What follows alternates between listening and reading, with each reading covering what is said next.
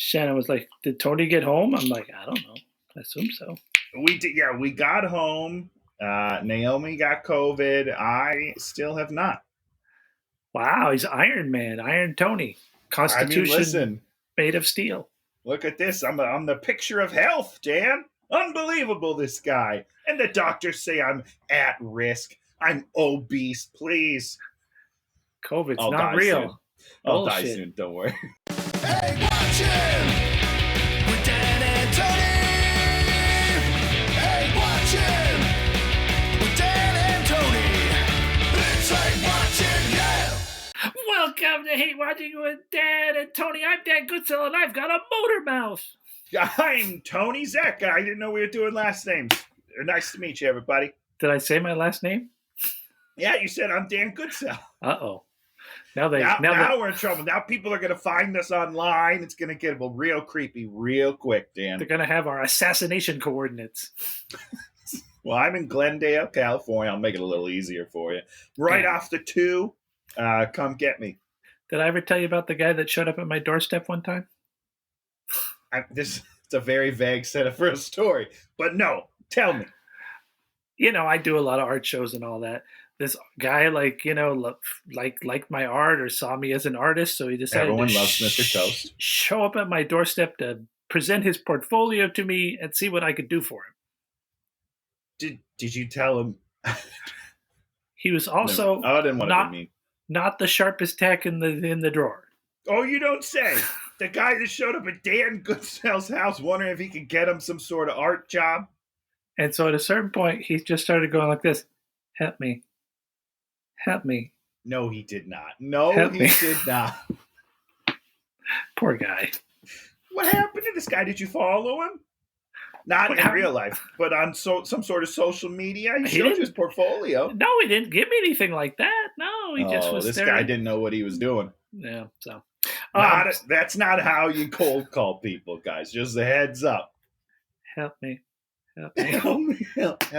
Help me. So hopefully he's probably really famous now. So I'm going to call my agent tomorrow, and just when she answers the phone, I'm just going to be like, "Help me. Please help me." See what she says. See if I can get this into high gear for 2023. Think it's going to work. So on this show, we pick a movie each week, then we watch the movie, then we talk about the movie. And this week, it was Tony's turn, heading into the new year. Wait, this is our New Year show, right? Yeah, this is our New Year show. Happy New Year! Happy New Year, everybody. So Tony got to pick a movie. 2023, more bullshit. 2, 2, 2, 2, 2, 2, 3, 3, 3, 3, 3, 3, 3, 3. So Tony picked a movie. Tony, why don't you tell the listeners? I picked a real banger, as the kids say these days. Yeah. I thought we should start it on a high note. Really go out with a Shazam, if you will. Mm-hmm. That didn't really work. I wanted to squeeze it in somewhere. It didn't really work. I apologize. Let's go back to one. I picked a real banger. I picked Black Adam to start this off. 2022. People didn't really see it. It did fine. It did fine. It's a superhero movie, though. It's supposed to do better than fine just on merit alone. And Dwayne "The Rock" Johnson starring as Black Adam, who's kind of a secondary Shazam character. 2 hours and 4 minutes. So you're like, okay, they're not trying to kill us. I was surprised. I thought it was going to be 2:30 at least, and I felt good when I looked at it. I was like, just over 2. I can do that. I can sit through anything for 2 hours. I will say this is one of the least painful movies we've ever done, and probably one of the easiest movies to just watch. You know, it's like I didn't dread my life having to go back to the computer and start up the movie again. No, and did I laugh a couple of times when I wasn't supposed to? Yeah, of course. But it wasn't terrible at all. It wasn't terrible, but it's not a good movie. It's hardly a movie, if I'm being honest. There's not much movie to it. But there's some spectacle. And I'd say 40 to 50% looks great. Oh, okay. The other 50% was not good. Was not good at all. Yeah, this movie, suffered from DC development. I'll say. Oh, actually, I got something on my phone that I wanted to read, which I think is super relevant. Somebody posted this. It was a thing on Roger Ebert's column, And the Okay. person's question was, in my opinion, Fargo, the movie Fargo, was full of unnecessary scenes, such as the last one discussing the duck stamp, the scene with the earthworms, the scene with the old classmate, the scene of a police chief calling an old friend, the scene of two kidnappers having sex, and later watching Tonight Show. Boom. Ebert's answer: all scenes in all movies are unnecessary unless they entertain or interest us. And I mean, he then goes on. But there it is. Yeah. There's nothing necessary in a movie. The thing is, it's supposed to entertain us, and that's where this movie falls short. Is yeah. There's just so much stuff in it. There's just a bunch of stuff that you're like, it's all fine, but it's like it's a very expensive cartoon. That's how I felt about it. Which is fine. It's no better than the latest episode of Super Friends or something like that. It doesn't go a lot deeper. No, there's and DC kind of does this, is they kind of go for spectacle over, not depth, but just I don't know what I'm trying to say. I quit. Yes. I quit. And people always complain about character development. This movie is the poster child of no character development. There's zero development. Nobody does anything. Even Black Adam, the main character, doesn't really do it well. He learns a couple of things, but... Does he learn anything? He learns how to do a catchphrase a la Terminator 2, 1991, or whatever the shit that is. That's a joke that we've seen many, many times before. And then he learns his new name. But he doesn't say it. So, he never said it. Spoiler alert, he doesn't ever say it. He just smiles, and then they cut to the credits. So we have to start with a bunch of flashback and a bunch of backstory, and then this backstory will get reiterated and reinterpreted, and then reiterated and reinterpreted 2 or 3 times. So we just keep, I have a question on that, because it feels like they're going for a big reveal. Yeah. As if we're so interested in this backstory that they've put a mystery into it. And it's like, oh, wait, what's happening 1,000 years ago? Oh, my God. Didn't care at all. That didn't need to be in the movie at all. Just tell me, be like, oh, yeah, hey, his son died and then he got mad. That's all I needed. I could care less about anything else. Yeah, so spoilers. Sorry, yeah. He has a son. The guy that ends up being Black Adam has a son. The son is like the Shazam type hero that's granted power by the Wizards Council. And Seems pretty cool. The son then gives the dad the powers to save the dad's life, and then the son gets killed, and so the dad is stuck with the powers, and that's the sort of big twist. Now, I had a question, because I'm not super familiar with my Shazamology. Yeah. But in Shazam, he's able to give other people the power as well. Why couldn't this kid just give him a different hero? You know what I mean? Why did he have to give himself I didn't understand that. I think the whole him giving out the powers like that is one of those things that they just sort of either made up in the comics at some random point or whatever, because when I read the comic in the 70s, Shazam was Shazam. Kid Marvel or whatever his name is, Marvel Boy was Marvel Boy, and Marvel Girl was Marvel Girl, and they weren't giving out powers to every random person they ran across on the street. They just were people with powers. Got it. Rock and roll. I mean, listen, if you're going to give Seth Cohen superpowers, I'm here for it. That's all I'll say. Who's Seth Cohen? Oh, that's Adam Brody from Shazam, one of the friends in Shazam. Oh, one of the friends. Sure. I love him to death. Kid Detective, I've talked about that on this podcast before. Phenomenal movie. Came out 2 years ago. Could be a thing. Go watch it, Dan. Go watch it. It's great. So basically, the setup is in 2600 BC. There's a Kahndaq or Kandahar or Kandahar, No, some of those were real places, Dan. That's not it. Yeah. And so basically, the bad guy is trying to make this magic crown, and he needs to make all these people mind for this stuff called Eternium. They dig. The kid finds it, and then he becomes the Shazam character, and then they fight, and his dad ends up winning, and boom. Wait, Dan, who's giving this backstory? Because there's a voiceover that's very confusing and gives so much information that I couldn't follow. But whose voice is that? Is that the main kid from the future? I'm just remembering that this happened now. I just assumed it was an omnipotent narrator that is just keeping us, the audience, up to speed. But it's a child. Is it? Yeah, it's a kid's voice. I'm pretty sure. Maybe it's. I should go back and rewatch it. Maybe it's a stupid kid. Stupid kid. So then we get introduced to stupid kid on the skateboard. Now I immediately thought this was the 90s. I thought this was like another time jump because we're listening to Smashing Pumpkins and the kid is skateboarding through the streets. I was like, yeah, this is 93. 1993, here we go, baby. The world is a vampire. How is this 2023? Or 2022, sorry. Doesn't make any sense. Sometimes it takes pop culture a while to get to other places. To fictional places that don't exist? Yeah. All right, I'll believe you.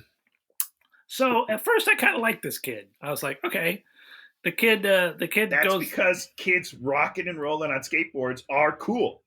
They're cool. It just there's a coolness to skateboarding that'll never go away. But as soon as the kid starts talking, I'm like, get off the skateboard. You don't deserve it, kid. You suck. It is true that the skateboard shots through the streets, really nice, really fun. Yeah, I like these. Cool. Shot really well. It reminds me, it's similar to the beginning of Back to the Future, where Marty's like skateboarding because he's late to class and he rides on the truck, and you're like, holy shit, this guy's the coolest guy in the world. That's how I kind of felt, and then they ruined it real quick. Why do I have the feeling that it's not just kind of what you felt, it's what they stole from? Oh, that's probably exactly what happened. Because this movie steals a bunch of things from other movies, it's unoriginal. In a not good way. In a you need your stuff to be interesting here, and it becomes very embarrassing. So we find out that there's this group called Intergang. Okay, big turn off. Big turn off. Instant big turn off. I mean, Dan was rock solid before, and now nothing.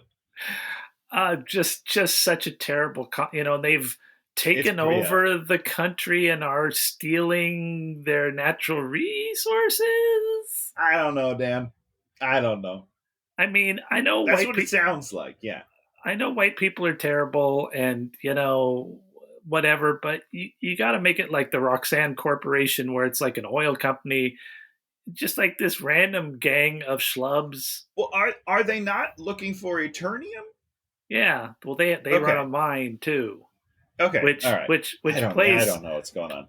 Which plays literally no part in the movie, I believe. The Eternium? Zero. Yeah. Absolutely zero, pretty much. So the kid's at the checkpoint, and there's a van full of sweaty people who want to get to the checkpoint, and the kid sort of bugs the hell out of the guys with guns, and the van is able to slip through, and then we find out that his mom is in the van, and they're going out to a secret archaeological site, and that was a plan, but it didn't seem like it was actually planned. It seemed like the kid just did it. That's what makes it a good plan, Dan, is that nobody knows it's a plan. All right? If people think it's a plan, then it's not a good plan. And this is the point at which we realize that this movie's going to not know where the jeopardy is and not know where its tone is. It's not going to be a fun romp, right? No, sure isn't. And it's not going to either be this dark, gritty Dark Knight thing. It's going to kind of weave between the two. Just float through the night. Yeah. And leave all of us going like, well, we know nothing could happen to this stupid kid because there are no consequences. I wanted him to die. Tony wanted him to die. Now, do you think the Marvel movies have consequences? Do we feel like characters can die and shit can go down? I mean, they did kill some people. Yeah. So I guess there's that. But in general, no, I don't. And which is I don't know. Did we ever fully talk about it? My biggest problem with the Avengers hangover in between the two movies was like, oh, snap, I killed everybody. You should all be sad. Oh, hey, they're going to be back 6 minutes into the next movie. Don't worry. That was my biggest... Everyone was like, oh, this is so emotional. It's the dumbest thing in the world. There are no actual real consequences. Everyone's back. Everyone's fine. Nobody cares. Oh, Mr. Stark, I can't feel... Shut up, Peter. You're going to be back and you'll be fine. That was my biggest problem with that movie, is I never felt any of the repercussions of half of the world dying. And that's the sort of problem with people like Tony is he's not human and has no human emotions. As opposed to someone like me, I cried when Spider-Man turned into dust when they were fighting. You know he was going to be fine. But he's going to be fine. This is your classic old argument of whether or not you're invested in the thing and then you believe what's happening, or you're like so jaded like a Tony and you just like, I know he's going to survive because Tom Holland's not dead. But here's the thing is they had all these people in it's not, and it's just kill some people.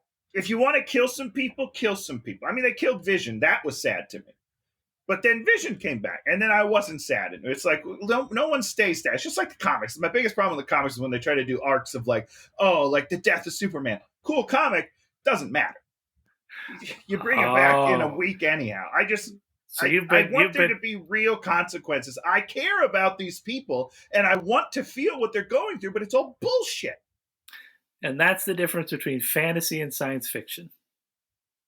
That's interesting. Because in fantasy, it's all wish fulfillment. So everything in the end, in fantasy, they're going to be okay. Maybe someone will die, but maybe they'll probably be brought back, blah, blah, blah. In science fiction, nobody comes back to life. If you're dead, you're very dead, and there's a rotting corpse on the ground. If you turn into a zombie, you don't unzombify. No.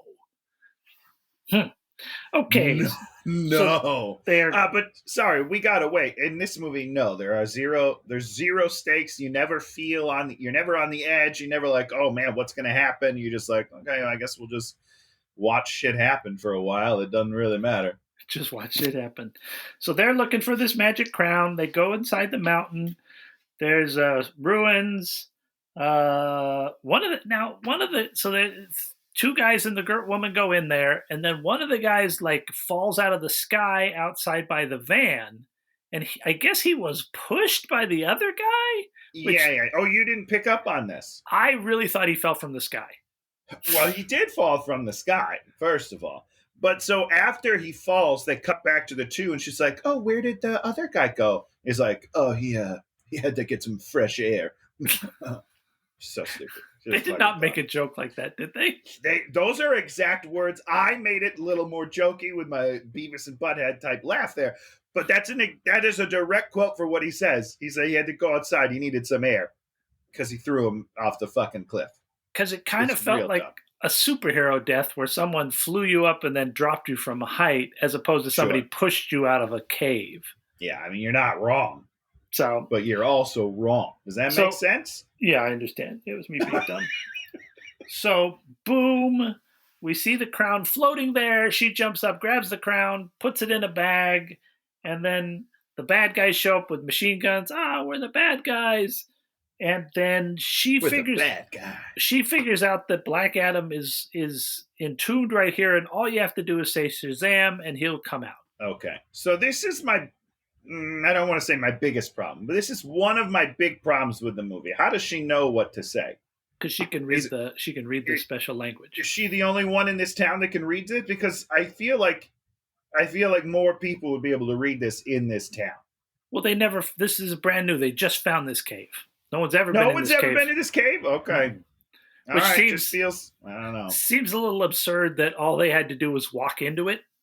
Yeah, it's not like they're blowing shit up to get through years of rocks. They just walk into a cave and they're like, this is the biggest treasure of the world.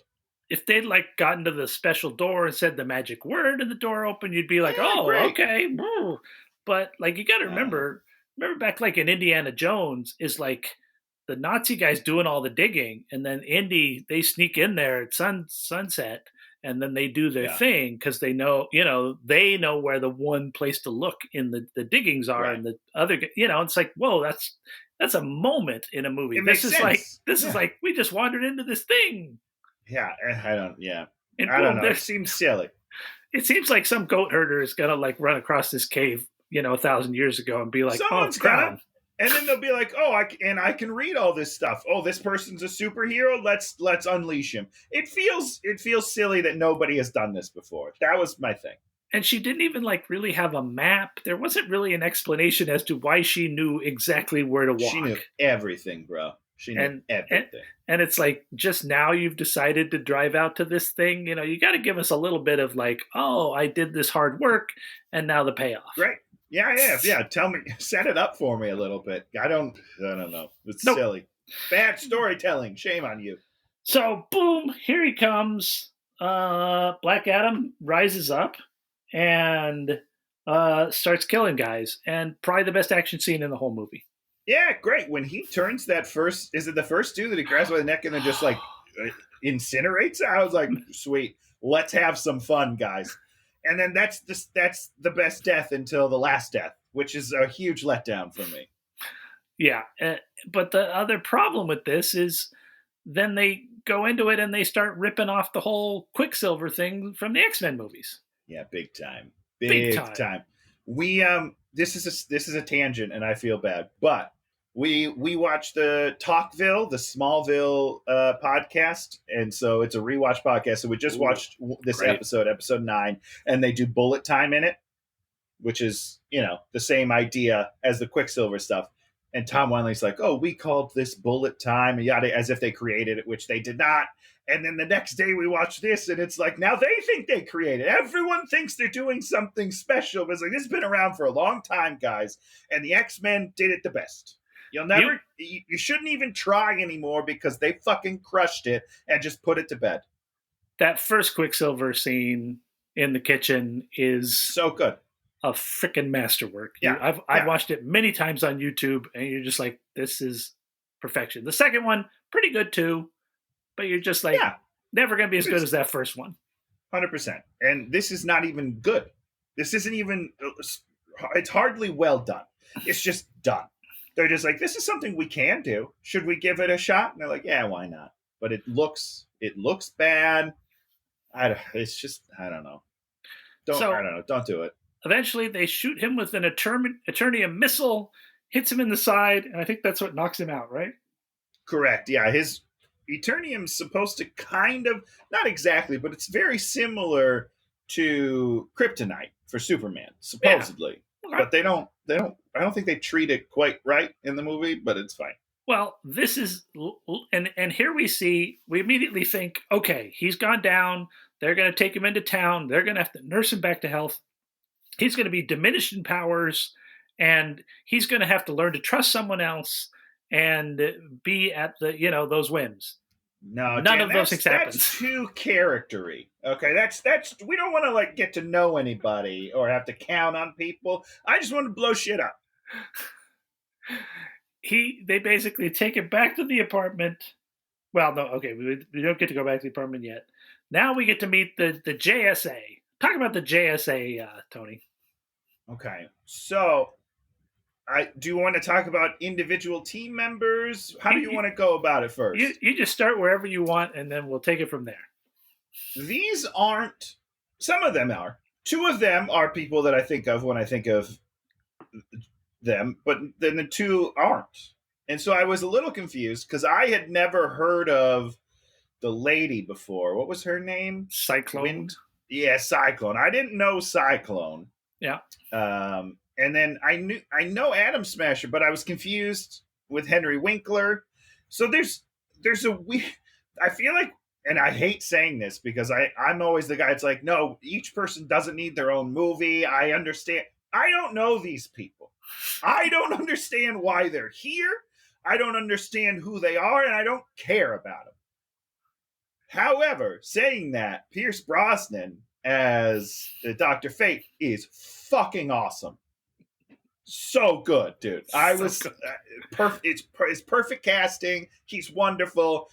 It's a roller coaster with these guys. But do you know who they are? Okay, here we go. We're gonna talk about them a little bit. Yeah, let's talk about them. I think all through the 80s and 90s, maybe the 2000s, I think it was Jerry Ordway and another guy did a Justice Society comic. I never bought it. Never read it. And I think what it is Atom Smasher is the Atom, the guy that shrinks down, is supposed to be his kid, I think. And so instead of shrinking down, he gets bigger now and, smashes. the girl Cyclone, I read, is the daughter of the Red Tornado, who's like actually a Justice League member. And actually, Yeah. no, originally he actually is a Justice Society character from the 40s. Then he was a robot in the Justice League, and then Right, yep, who knows yep. what now. So, and then we have Hawkman, who's supposed to be from Thongar, but's from here, and then he has magic weapons that Well, are there's something. and here I don't. Hawkman is an interesting one because I could be wrong. I'm pretty sure there are two different Hawkmen. Probably the TV Hawkmen are from Thongar, I think, aren't they? So yes, he's in one story he's an alien. In the other story, he's like an ancient pharaoh guy who reincarnates with his lover. Yes. And so I was confused because it seemed like they chose the reincarnation one. Yeah. Because that his name, now I'm blanking on his name, but his name is Carter Hall. Yes, Carter Hall, and then the Yeah. other one is like Qatar Hall or something like that. I'm very confused, but then I get more confused, and we'll talk about it later with the ending of the film. So I'll put a pin in that, but I don't understand his backstory. But I do like the actor they have playing him. I thought he was cool. I thought he was okay, Sometimes. but he, as a titular leader, he was terrible. Yes. Sure. Agreed. And so we're introduced to these four characters, only two of whom have ever met each other, and they intimate that they have a huge history. So we've got very strange. This needed to be a group that was a group. It needed to be four characters that knew each other, that acted as a team, and instead, through this whole movie, they act as random individual superheroes that are on different sides of the city. 100%. Yeah. It's very confusing. And again, I don't know. It seems like a weird choice. I feel like maybe they're going for like a Guardians of the Galaxy type move here, where it's unknown heroes and we're going to make them likable or something. But I mean, these are not, when I think of the JSA, these are not necessarily the people I think of. First of all, where's his lover? Yeah, and I'm sure maybe he'll get maybe he was going to get his own movie. But like, you mean Hawkman? Yeah, where's Hawkwoman? What's her name? Rights issues. Oh, really? Yeah. Are you know this for sure? I read Interesting. it. Okay. She's tied up somewhere. Probably in the DC contract. Probably in the DC TV contract. She's probably locked into stuff in the Flash world or whatever. She is. Yeah. But they both are. I'm very confused because they're both in that show. There's some issue like that, and that's why I believe it. There. Yeah. All right. So maybe all right. And obviously you can't use Jay Garrick, but when I think of JSA, he's my guy. Who's Jay Garrick? He's the old Flash. Oh, like the old before Flash. Barry Allen, Jay Garrick. Tin Head Flash, yeah. Exactly. Yeah. And I bet all those Flash characters are tied up in TV contract stuff. So those aren't available to you. All right. So I guess there are reasons for it. I just maybe don't enjoy it as much. Well, they don't feel like a team, and they're put into action by Amanda Waller. The one kid has never met anybody. He doesn't know anyone, and he's just like, "Hey, Grandpa, can I borrow your fucking suit?" Or was it Uncle? Grandpa? I don't remember exactly which one. But he's not even. I don't know. It's really dumb. It frustrates me the whole time. And there's this little lame love story between the two of them, which you're like, that would be a fun TV show. I'd like to watch that TV show where the two of these on the CW. Yeah, on the CW. It's stupid. In this movie, you're just like, why is there this inserted love story to try to make these characters into characters? You're like, no. You answered your own question, Dan. This is their attempt to give them character traits. They're like, oh well, they'll be in love. That'll make them human. Stupid. So Black Adam wakes up in the kid's house. The Eternium wound, he just goes like this, zzz, gone. Yeah, just zaps it close. Not an issue at all. This is what I mean. And I don't know. Well, does he know that he's weak to Eternium, or is he learning it right now? Know, don't care. You don't know, I don't know, but I do care because I want to know about this guy. He's been asleep for 5,000 years. Yeah. And he wakes up in a strange city, doesn't seem to care. He has one line who's like, well, my city is gone. Okay, well, let's feel that a little bit. Feel a little more out of place, bro. You seem pretty fine with everything. Did you know you're weak to Eternium? Because that would be a pretty big fucking shock for a guy who thinks he's invincible. Don't care. No one gives a shit about anything. Stupid kid, comic book kid, they're translating the crown, and then there's this other mystery is you can only use the crown if you're dead or something, and whatever. We don't care. Some dumb, I don't give a shit. He zaps their TV. Oh, speaks perfect English. Not hyper colloquial English. I think they pulled it back enough so that it didn't bother me, but they didn't give us like a couple of lines where like, even when I was imprisoned, I was still something learning Yeah. you know. Yep. He speaks perfect English and can communicate with them. You're like, yeah. Or give us the line. I have the wisdom of Solomon, so I understand all languages. Yeah, boom, one line. That's nice. It's a bit of Shazam lore. Love that. Just slip in there. Look at you, Dan. How long does that take me? That's like a 10-second line in a 2-hour and 4-minute movie. You got 10 seconds to not make that a problem. Fine. You're gonna be fine. He just sort of leaves, and yeah. And yeah, so there you go. You left. The JSA is flying there because they have secret information, knowing that he's the super powerful bad guy, and apparently. we got to either they know how to get rid of him, which is to make him say Shazam again. They know that. Which is interesting because nobody there seems to know who Shazam is, right? Because the kid has, in his room, he's got posters of all these superheroes, not a single one of Shazam.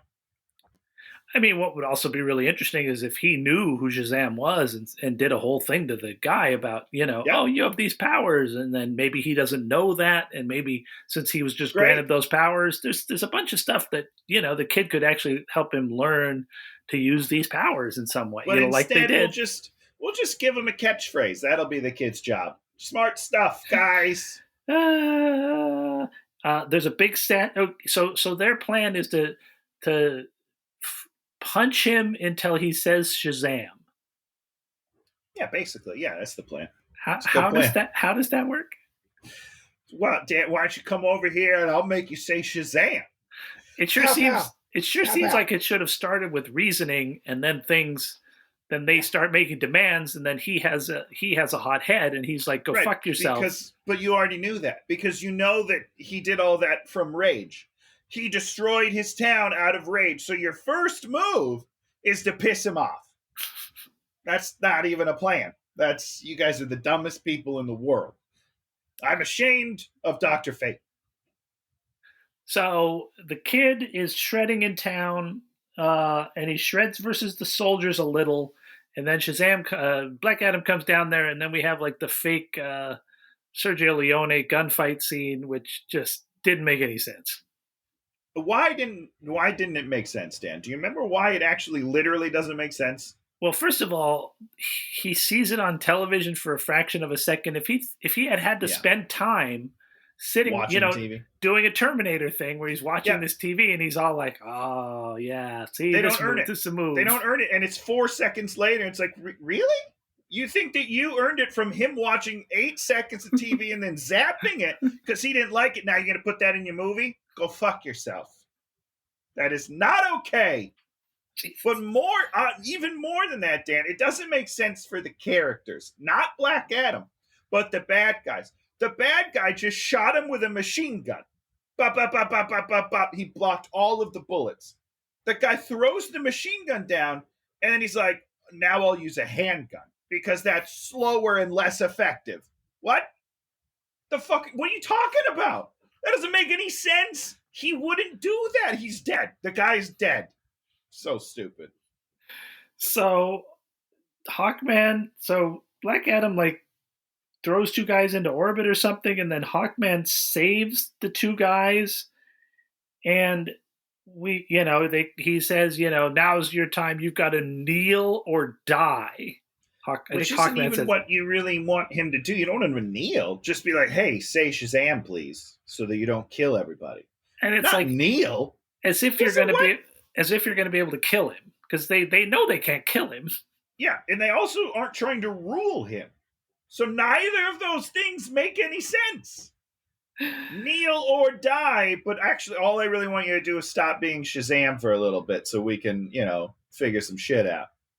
And here, once again, this stupid kid should have been in the middle trying to call for peace and trying to negotiate and trying to get in the middle of the thing, and he doesn't do that. He's just sort of enjoying it. Yeah, kids are idiots, So the mom's running around. Fate bumps into her and then realizes she has the crown. And of course, this should be the point at which the JSA switches and is only concentrating on the crown, right? Yep, because that's way more important, in my opinion. But whatever, I don't know things. Because maybe they should say, "Oh my God, this crown! That's how we're going to stop him." Maybe the JSA uses the crown and then realizes how bad the crown is, etc., etc. But no, they just let human woman walk off with Armageddon level artifact just because, and they can't find it. Dr. Fate can't find stupid human woman. She's very pretty. So I would be like, you know what? Take the crown. Take whatever you want. I don't care. Live your life. So Atom Smasher shows up. She's got the crown. She yells at them. Oh yeah, then she yells at them about, they're all standing there and she's all like, now you're here to take our champion when you're white people and that's all you care about is when superheroes do things. Very relevant point. And I thought that this movie was going to maybe explore that, the imperialism. No, that's a huge mistake, Dan. That's a huge mistake. We're just gonna tease it and be like, see, now we could make the movie about interesting ideas, but we're not gonna, because we know you don't want to see that. We know all you want to see is The Rock blow shit up. You don't want real meaning or thought-provoking stuff. No. Not here. Not today. So stupid. And then Hawkman's like, he's not a hero. And now the stupid kid has the crown. The mom has given the kid the crown. Yeah, which is even worse. And then we find out that, the tomb was not a tomb. It was a prison. He never said he was a hero. The kid's got the crown, and Ishmael's trying to get the crown from him. And then we have the stupid bike guys. Yeah. So Ishmael goes to the house, shoots the brother, chases the kid. Eventually, in the hover bikes, they throw the kid in the back of one of the hover bikes, and they all take off in different directions. By the way, what's powering these hover bikes? Because these feel very out of place to me. Eternium. So they already have Eternium? Yeah, because they're mining for Eternium and then to make hover bikes. Yeah, that's the idea. It's not like they're looking for one. They're looking for more of it so they can have more hover bikes. Okay. Hover bikes that, of course, don't have any weapons, I don't think. They don't have Eternium weapons, do they? They hover. They hover, Dan. You just said it. How many things do they need to do? They're magic bikes. They're flying. Sheesh, Dan. Not a lot of offense for the hover bikes. Do they ever shoot at them with the hover bikes, or do they just pull out like handguns? I don't think so. They just fly around and then they shoot back at them, right? I don't know. Yeah. I don't know. The sequence where they're like chasing it's very dumb anyhow, so I don't care. And we get this whole sort of Hawkman trying to put him in a moral conundrum that the bad guys need to be tried at court as opposed to just thrown into orbit. I have no idea. Dan, what court system? They're not in America. They don't have jurisdiction there. What court? What is he talking about? And it's like a thing that was handled very well in the Deadpool movie, where Colossus is like, Deadpool, you cannot just kill all these people. And Deadpool's like, want to bet? Bang, kills people. Right. You're just like, it's perfect. You get it. You get where Colossus stands, and you get where Deadpool stands, and it makes sense. 100%. When you're battling in the middle of a war-torn country that's overrun by white-ish invaders, intergang, I'm assuming they're white. They sound pretty white. They sound pretty white. It's like, what he's going to lecture this dude about killing like these terrible people? Yes, Dan. Yes, he That's is. but actually that's not his place to even make that argument because he's not there to try and bring him in. Colossus was trying to bring Deadpool over to being an X-Men, That is correct. right? If they're trying to recruit this dude for the JSA, they're trying to recruit him and they're like, dude, if you're going to be part of the JSA, you can't do it this way. And Can't he's like, just murder everybody. and he's going to be like, why not? Because we stand for something bigger. Not, Right. it's not about Due prosecuting process people. of law. What the what? Yeah, you're going to have to show up for a lot of cases, and you're going to have to testify as to what this There's guy going to did. be months and months of stuff. It's going to be fun, Rock. You're going to love it. I promise. It's just so stupid. You don't understand. Where's the writers' room where we just talk about this stuff? We're sending the JSA there to make him join the JSA and make a pledge not to destroy the world. Great. I Boom. love it. Here's the movie. You either join the JSA and do good, or you go back into your prison. Those are your two options. No, the two options are you go into the prison, or what did they say we're going to do? Kill you. Kill you. Yeah, we're going to murder you, even though murdering's wrong and you should be processed with the law, but we're going to make an exception for you, but you can't make exceptions. You see what I'm saying? It's a one-way street, guy. Or we're going to put you in Antarctic prison and put you in suspended animation for all existence, which is like, what the fuck? Murder the guy. Yeah. Like, what and the he fuck? eventually he's like, okay, let's just do that one. I don't understand that. I don't get any of it, to be honest with you. Okay. Okay, I'm calming down. Don't calm down. Stay fired up. Stay on my level, Dan. Dr. Fate saves the brother, but he doesn't actually save the brother. He just puts him on the ship, and nanobots save the brother.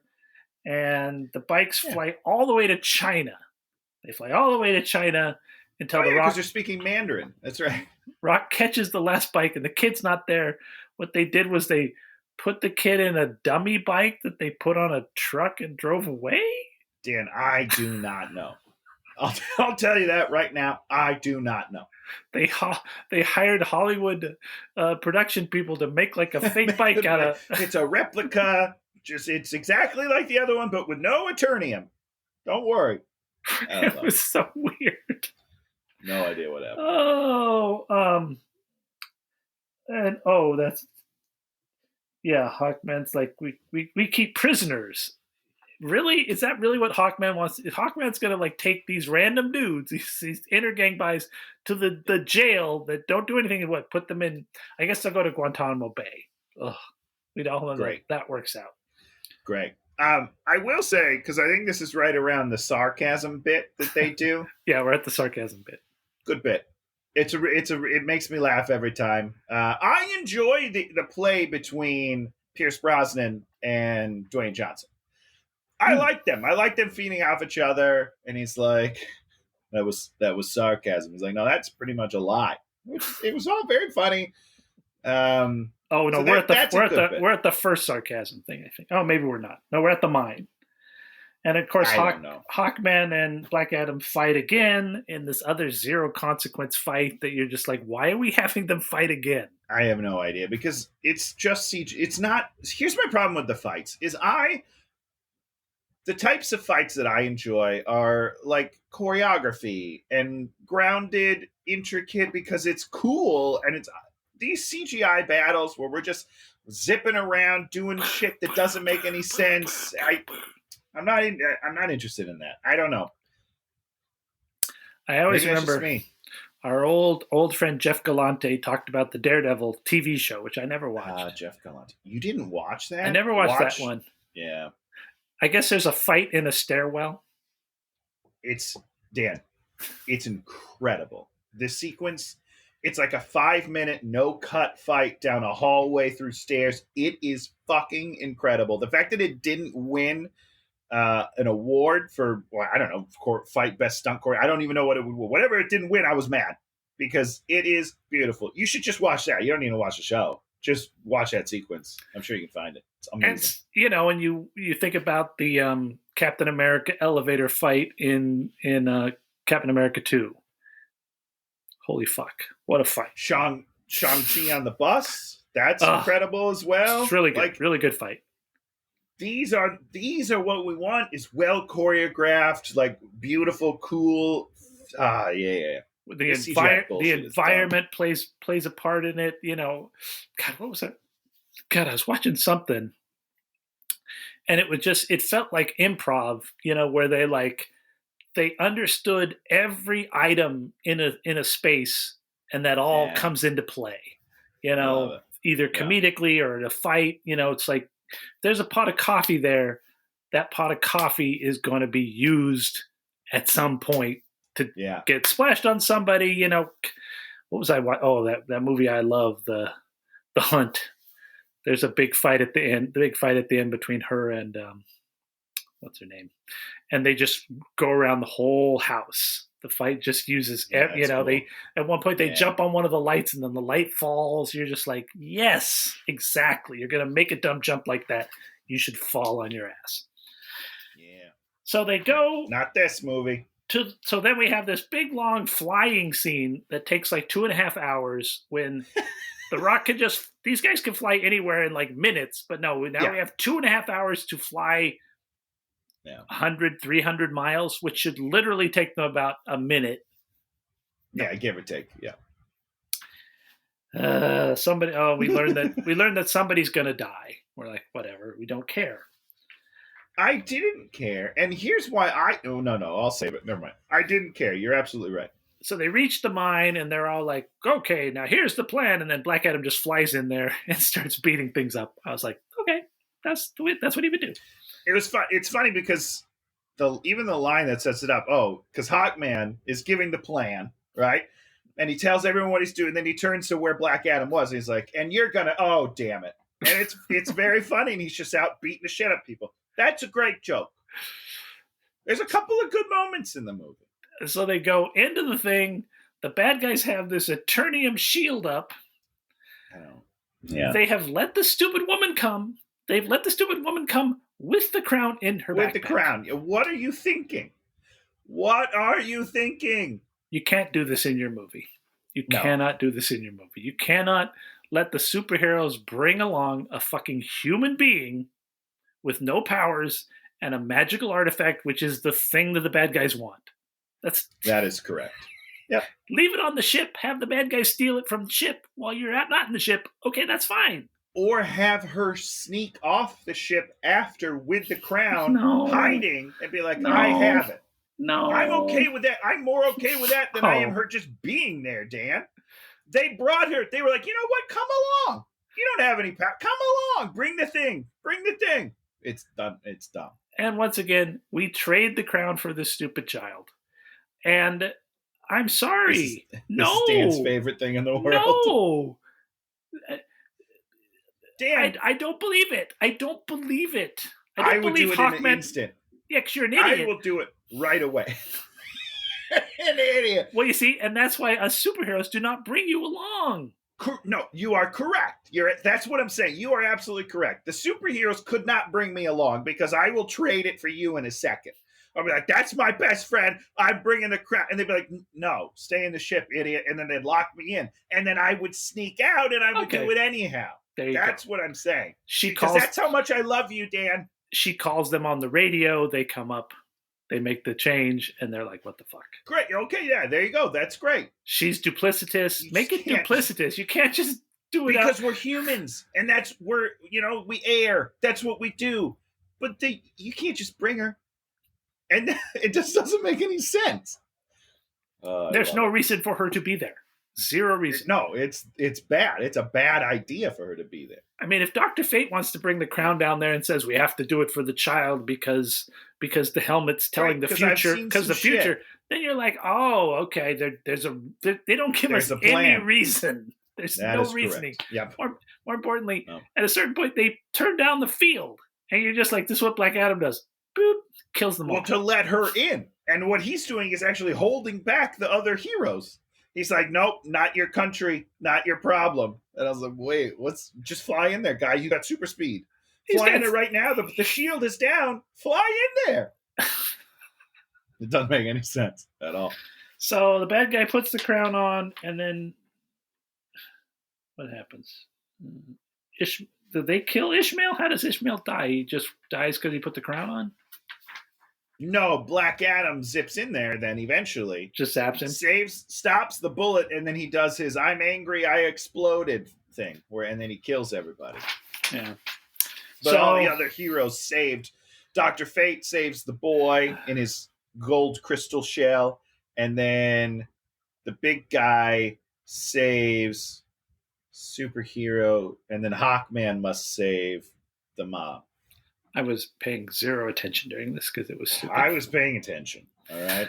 So they take Black Adam to the prison, which I guess is Belle Reve, under the ice sheets of ice or something up in the North Pole. I don't know. And I think, is that stupid, what's his name's wife is in charge there now in the weird leather outfit?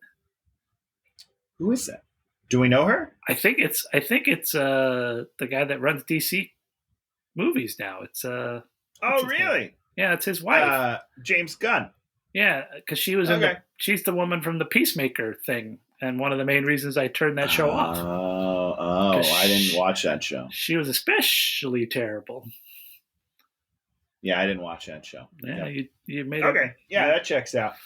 Okay, so they give the kid a cape. The crispy body wakes up, and the crispy body turns into this red CGI demon who flies away. Oh, yeah. So hold on, time out. Before this happens, let's talk about his surrender real quick, because I don't understand. Whose surrender? Black Adam's. Okay. When he's like, you know what? You're right. I should go to sleep. This is bad. I don't understand, Dan. Why did he have a change of heart? No idea. He technically saved the day. Everyone that was supposed to be alive is alive. Everyone who wasn't is dead, right? Seems like he did the right thing, yeah. And more importantly... I don't know. Tony, I'm going to give you a choice. All right, give me a choice. I'm going to... hold on, yeah. We're going to take you back to where you were in prison and put you in the ground where you sleep where you're at, where you're basically out. You can be out for 5,000 years. You don't remember any of it. I don't know it. Or you could turn into like weakling human dad, have a hose stuffed down your throat, and be in suspended animation where I'm assuming you're dreaming. I mean, because you're still alive. Yeah, you're still alive. Your brain doesn't turn off. Which one of those two things would you think is an option you'd take? This is a hard choice because I do love dreaming. It can be very fun, but also very scary. So that's hard. And then the other one is I get to keep all my superpowers and I don't suffer for eternity. That's tough, Dan. I don't know. I'm at a toss-up. That's the other thing. They're going to keep you encased in there basically just till you die. Just forever. Just an infinite amount of time. No, not an infinite amount of time, because you're in a normal body. You're going to die in 40 years. Is he going to die? Because he's not Black Adam. He's back to the human dad. That's a good point. So I guess that's just him committing suicide. Is that what you're telling me? That's the option? Suicide. Great. Okay. Now that it's different now. Now I feel differently about it. So stupid. That's a good point. It's just so stupid. And so at a certain point, they realize that Sabak is coming, and he's used the crown because the crown is you have to die to become a demon, which whatever. That's fine. I don't care. Super Demon has whatever powers, and he has to get to this throne because if he sits on the throne... No, don't try to give meaning to it. Something. It didn't mean anything, Dan. Don't try to do it. So the good guys are fighting them, and then how does the Rock get free? How does Black Adam get free? Because Dr. Fate talks to him in his dreams. So you're right. He must be dreaming because he comes to the Rock and is like, "Hey, wake, dude, you gotta wake up because we're in trouble." Basically. And how does he get out? He just muscles his way out as a normal human being? Somehow the glass breaks. So maybe? Maybe Dr. Fate does it. Dr. Fate just breaks him free. Why doesn't Dr. Fate just pull the hose out of his mouth too? So, okay, why don't they just talk to Waller? And they're like, oh, hey, Waller, by the way, we need him for a little bit longer because now there's a mega bad guy that we can't kill. Why don't they do that? Or a better option, why don't they go, hey, we should call Shazam. He's the other guy that has these exact same powers. Why don't we just call Zachary Levi, get him over here to finish the job? Or call Superman, which they do at the end of the movie. Or call Superman, because he comes instantly at the end. I don't know, man. It doesn't make a lick of sense. I'll tell you that. And I'm fine with, it's interesting. My buddy Todd, who listens to the show, he was talking about some movie and was just talking about, what was it? It was a terrible movie he wanted us to do. Oh, shit. What was the movie? Oh, the Wonder Woman movie. The first one? The 1984. Oh, I would do that. I've never seen that. Oh, you haven't seen it? Oh. I've never seen it, Dan. Should we do it? Let's do it. No, we're not. Todd. Whatever. I get to pick this week. You can waste your pick on Wonder Woman 84. Did you hear that, Todd? He thinks your pick is wasted. No, I have seen most of it. It's so terrible. I don't even want to watch it. But he's like, naming all the things in it. And it's like, when I was watching it, there were, most of them were terrible, but there were like one or two things that I was like, I just sort of wrote them off because it's in a movie. And yeah, sure. you write off certain things in a movie, but once you've written some stuff, you start being a little pickier, and there's less and less you'll write off. Yeah, for sure. Well, yeah, because you think about it, you're like, well, how I wouldn't let that slide. And I would never write something that would look that stupid. I don't think. Maybe it would. Who knows? We did not need to have Black Adam go all the way back to Belle Reve, and then Dr. Fate magically frees him, and then he fights a bunch of people as a normal human being versus it's almost super tech guards. It's so fast. It happens within 5 minutes. I don't care.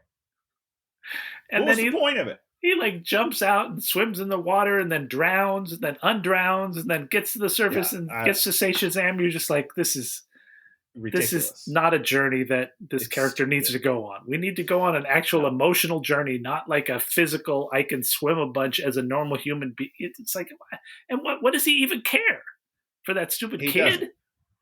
No, he doesn't give a shit about that guy. So then I don't care about that guy. Then there's a big fight and Dr. Fate dies. Oh, wait, okay, hold on. We got to talk about... End of the movie. Nope.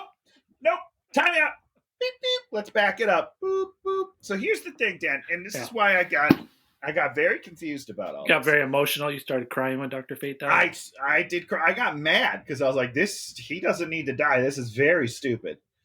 So Dr. Fate, similar to Doctor Strange, when he's like, this is the only way, right? Yeah. However, see how we're not even talking about Atom Smasher and poor Cyclone Girl. I will never talk. I don't give a shit about them. I don't know who they are. I don't know why they're in the movie. I don't know how that kid even got in the movie. Because I don't think he's very good. He looks good when he's in the costume. The costume doing stuff. You think really good. They did like a little screen test with him in the tight, and they were like, throw him in the movie. Just the way it moved and it looked on screen, I thought that stuff looked good. And I really liked how Cyclone looked when she was spinning around and stuff. The colors are great. I don't understand her power, but it's beautiful. It's very pretty. I don't know. So Dr. Fate died. So Dr. Fate sees all the futures, right? All the possibilities of some shit. Yeah. So in my head, he's like, "Oh, I'm going to save you by sacrificing myself," and I was like, "But why?" Because he's his Hawkman friend. Reincarnates. We know that. I know that. And it's one of his big things. So it has to be true to me. And maybe they're just totally disregarding it in the movies. I don't know. But the whole time I was like, why are you know that he reincarnates because you can see the future. You probably see him getting born again. I was just very confused. I was like, you don't. You're dying. Well, more importantly, that's an interesting thing, right? Yeah. If I knew you were going to reincarnate as like a cute little baby, and that would be like a big step up, you would let me die. I mean, you would kill me. You'd be like, you know what? We got to try this again. This one was a failure. Let's move on to the next. Stab, stab, stab. I want to see if it's like Infinite, where you come back with all the memories. I got to test this. I got to I gotta do some tests on you here. I'm gonna kill you a couple times. But that's an interesting conundrum because you're like, I know Tony can't die, and so I'm not going to worry about him dying. But if he dies, then I don't get to do the show with him anymore because there's some stupid baby out there that's Tony. Exactly. Yeah, and the baby can't do the show, Dan. Okay. Maybe the baby will have a full head of hair, and I can say, dude, it's not going to last. You better hold on to that while you can, little baby. Walk around like this. Sorry, that's me. Never let it out of your sight. I should have done something about it. You know what I mean? Like I knew it was going 10 years ago. I should have done something. But those are interesting things that would really be interesting character dynamics to talk about and think about. Which is why we don't talk about them. I'm pretty sure. Go anywhere near let's not get into it. We need gunfighter scene that is so stupid. Yeah, real bad. And they fight. Got it. Okay. Yeah, it was kind of cool. Multiple fates and then multiple Hawkmen. I like that. It was nice. I was a little confused on how Hawkman could use the helmet, but I guess maybe I don't know enough about the helmet's powers, but I thought for sure that the helmet picked its owner, and that was the dude that could use it. Otherwise, bad things. I don't know. Whatever.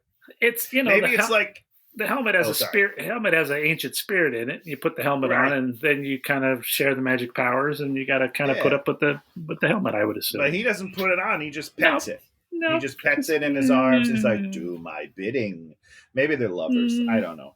Maybe it's like Thor's hammer, and because he's worthy, he gets to use it. I don't know. There's zombies too, so that the people can rise up and hit the zombies with sticks. Yeah. Okay. And that's pretty uneventful. All the zombies seem to congregate in one area because the town folks just come together and kill them all. What? I mean, you got to say this in the stupid second Suicide Squad movie. Like when everybody's getting fucked up by the stuff, it felt like that whole town was getting screwed. Yeah, for sure. It really felt like that. You were like, oh man, there's going to be a lot of dead people. This is bad. This one, you're just like, oh look, there's the 200 people they hired to run onto the set to act like they're the people that live in this town. Yep. So then Black Adam just tears the demon in half at some point. Oh, Dan, that's the second coolest part of the movie. When he tears a dude in half. This is what I wanted to see the whole time. I wanted to see him fuck shit up, not fly around in slow motion and aim missiles like a fucking loser. I want to see him gore people up. That's what I want. Can you imagine if this was like a hard R? I can, because my fingers were crossed the whole time. Just punches people's heads out of existence. Like go punch through a guy and tear out his heart. These are the things I want to see. This should have definitely been a hard R. This would have been a great movie. And you know what? It would have been popular. People love Deadpool. Hell yeah, because we don't get to see it very often. You know what I mean? Like, if you do it well and you put some edgy stuff in there, we're going to love it. We're going to have a great time. You go watch Violent Night, and you're just like... God, I love that movie so much, dude. It's just fun gruesomeness. Yeah. Black Adam sits on the throne and then destroys it. I like that. Throne doesn't mean anything, but it was kind of nice when he destroyed it. Yeah, they think it means something, but sure. Yeah, it's similar to how I felt when the spoiler alert for Game of Thrones, when the dragon melts the thing. I was like, I don't give a shit, but good for you. Yeah, it's a point. Whatever. It's over. A point. Exactly, it's a point. You made a point. Good job. Anything else you want to say about this movie, Tony? Yeah. So, Dr. Fate, and that again. Do you know much about the Mr. Fate? I mean, I've read the comics. He's one of these classic characters that is so omnipowerful that he's hard to deal with. But yeah. He's not dead, right? There's no way. They said Pierce Brosnan's coming back as the character maybe at some point, but then again, who knows? Probably not anymore. Probably not anymore. Probably was.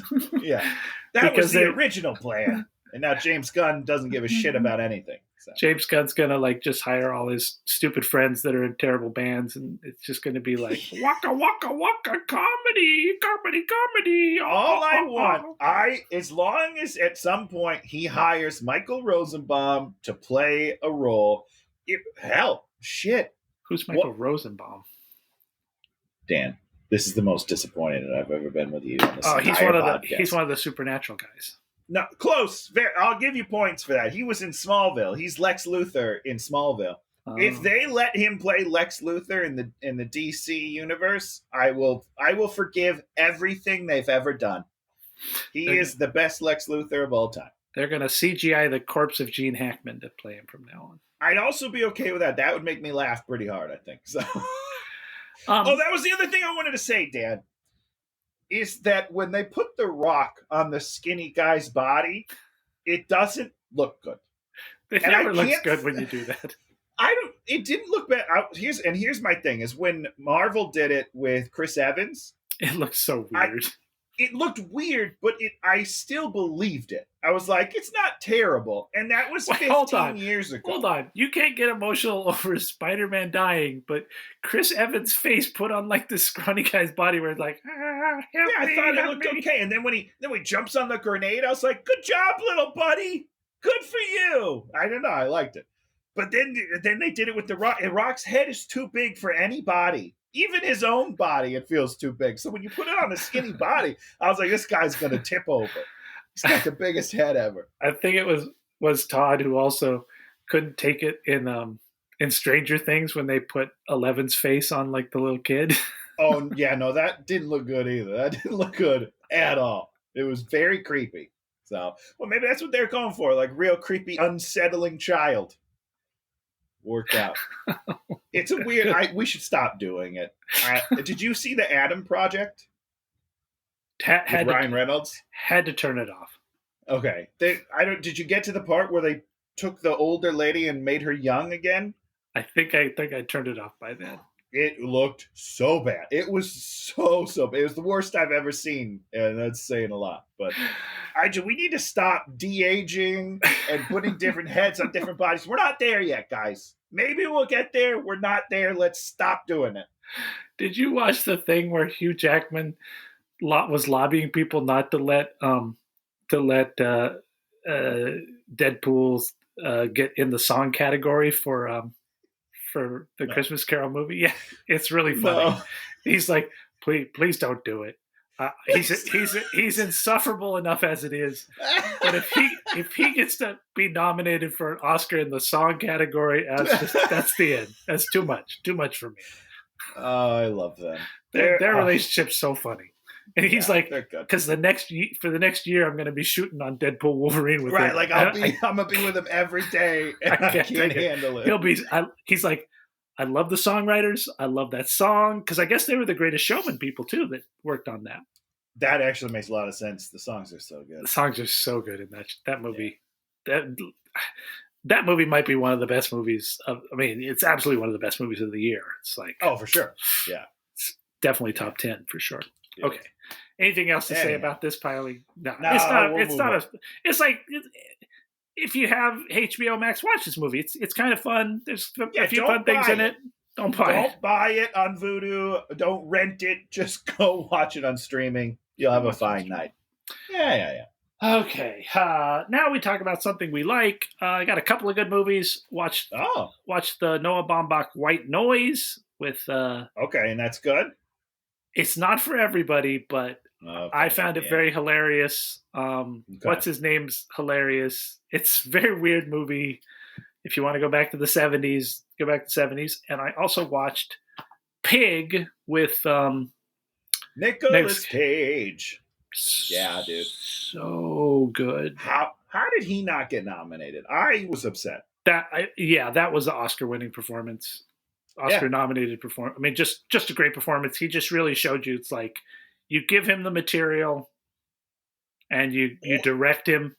Boom. Yeah, or like Beautiful. Something he cares about. I feel like he's the kind of guy that's like, yeah, I'll do it. I don't give a shit. I'll do whatever movie you want me to do. Give me some money, and I'll do it because that's my job. But when there's something he cares about, the guy is fucking talented. I don't care what you say. You can make fun of him. Yeah, he's kind of silly sometimes. The guy is fucking talented. I mean, just a beautiful role. He plays it to a T. Just a great movie. It just felt like a movie that it knew what its story was. It never veered away from that. It just took it from the beginning to completion. And there were just like the emotions were all there. All the feels were there. And that's what's so sad about Black Adam. It's like, man, you could have built some feels into this movie. Or you could have made it really could have. Or you could have made it a a brutal hard R movie that would have been hilariously fun. And I would take either of those over whatever it is we came up with for this. It's a movie that's made by committee, and the committee just made bad choices. Speaking of Mr. Nick Cage, have you seen the Renfield trailer yet?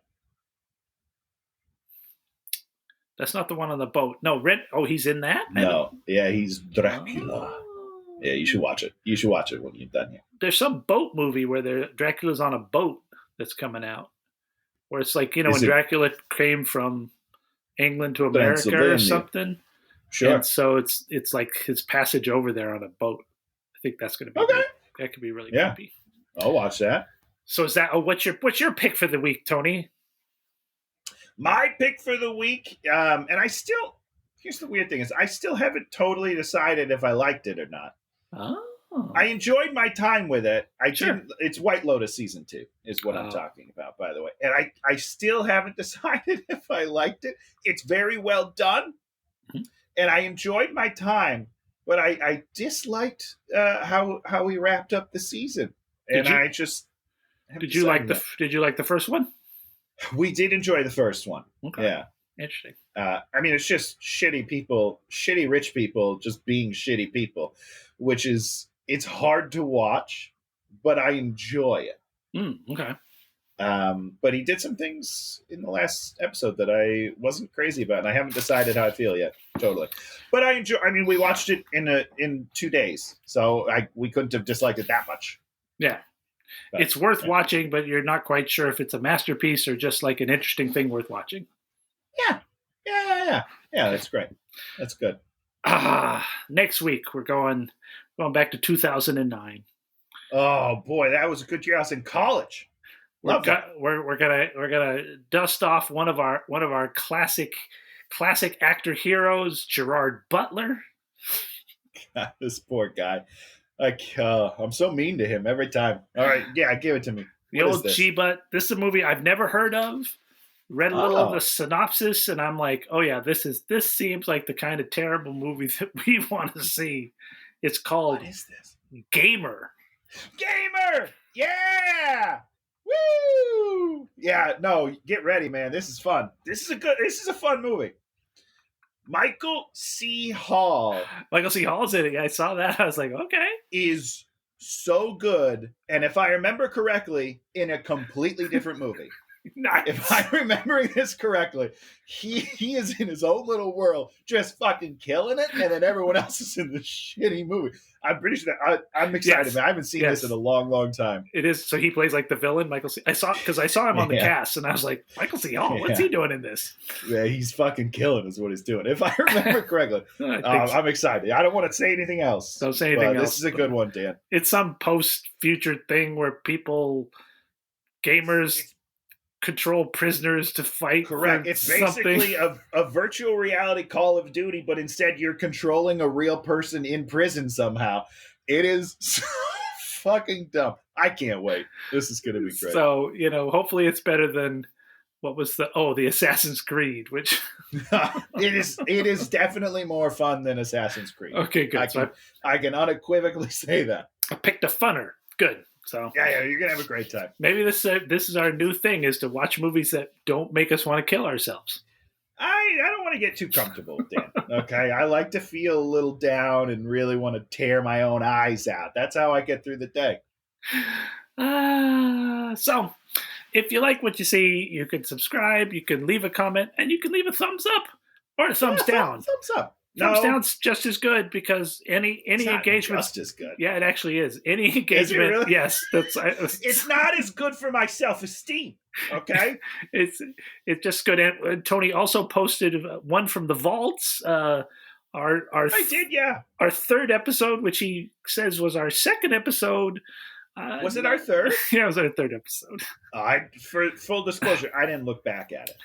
First Gotti was our second episode, wasn't it? First episode was Benjamin Button. Benjamin Button. Speaking of putting faces on Oh my God. We should revisit some of these movies. No, See how no, they've aged. no. See how they've aged with us. I will say, when I was re-editing that episode, I was looking back. I was like, "Holy Wait, you shit!" re-edited the episode? Well, I dressed Oh. it up, and I changed the look of it, so I got to watch a little bit. And that was the very beginning of the pandemic. Yeah. I look about 50 pounds lighter. I'm going to be honest with you. I did not handle the pandemic well. That's on me, guys. It's time to go back out there, hit your training regimens, da da da. I don't have one of those. Da da da. Running upstairs. But it is interesting how terrible it looks and how terrible the sound is. So our sound's much better. Both dreadful. Yeah. Much Good better job us on figuring some shit out. I had just moved into this place. Like the week that we did Benjamin Button was my first week in this place. So Really? My desk wasn't here. There's a piano behind me. That's what I was sitting at. I was sitting at a piano. The camera was on, just sitting on some books. It's a fucking mess, man. The good old days. But yeah, we've been going we started July. Wait, I wrote it down. Our first one was July 27th, I think. What did I do? Wow. Let me see. I wrote down the dates because I was like, I want to see when we get to that 2-year anniversary. Are you still there? I'm here, yeah. Oh, okay. You guys kind of quiet. It's only 2 years, really? Wait, hold on. Let me pull up this movie list. Look at us. Well, yeah, because it was July 29th, 2020. Well, so, we're more than 2 years. So it'll be 3 years in July. Yeah, it'll be 3 years in July. Wowee. Yeah, so I feel a little bit better about that 50 pounds. When you said it was only 2 years, I was like, that means it's only been about 18 months and I've put on 50 pounds. But add another year, I get it. Years roll by. We all 20 pounds a year, freshman 15. Whatever, it's fine. Little more to bury every year. Not for you. You're going the other way. You're slimming down. You look great. I've gained like 5 pounds, man. That's probably good. You were looking a little gaunt before, you know what I'm saying? Wasting away over here. I was just watching. I thought you were dying before my eyes, Dan. Thank God you're back. So we'll be back next week with Gamer, and maybe we'll see you then. All right, goodbye, everybody.